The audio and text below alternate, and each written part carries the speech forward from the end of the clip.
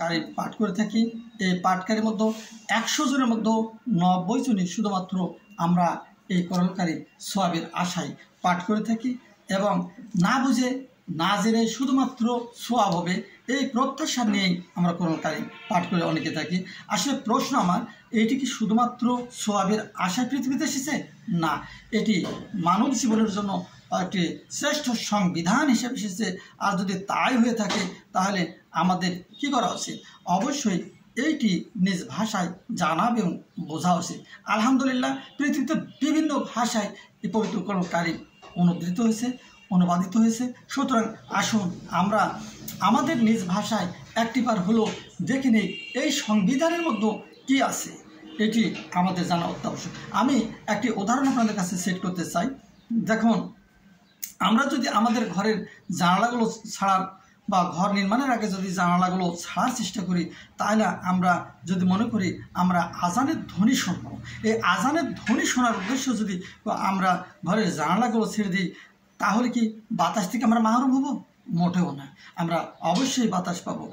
আর আমাদের নিয়ে যদি আজান শোনা হয়ে থাকে তাহলে আমরা আজানও শুনতে পাবো এবং বাতাস পাবো। ঠিক এমনিভাবে কোরআন কারিম মুসলমানদের জন্য রহমত স্বরূপ এসেছে। আমরা এর মাধ্যমে আমাদের জীবনকে পরিচালিত করতে পারবো এবং আমরা এক্সট্রা হিসেবে আমরা সওয়াব পাবো।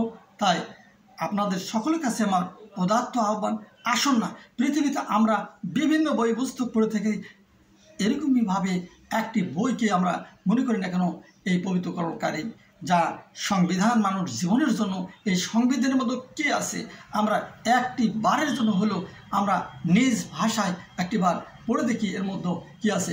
আমি বিশ্বাস করি একজন মানুষ হিসেবে যদি আপনি পড়ে থাকেন, এটি শুধু মুসলমানদের জন্য নয়, একজন মানুষ হিসেবে যদি আপনি পড়ে থাকেন, তাহলে আমি বিশ্বাস করি আপনার জীবনকে বদলে দেবে এটি।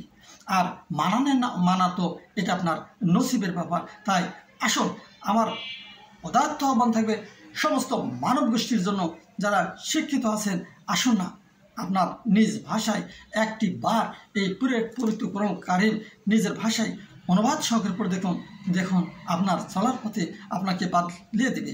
আপনার জীবনের মনের প্রশান্তির জন্য আপনারা অনেক সময় গল্প, উপন্যাস, নাটক অথবা সাধারণ একজন শিক্ষিত লোকে মেডিকেল সায়েন্সের বই পড়ছেন বা বিজ্ঞানভিত্তিক বইগুলো পড়তেছেন, আপনার সমস্ত খোরাকে, মনের যতগুলো খোরাক আছে এই খোরাকগুলো মিটিয়ে দিতে পারে আপনার এই সংবিধান।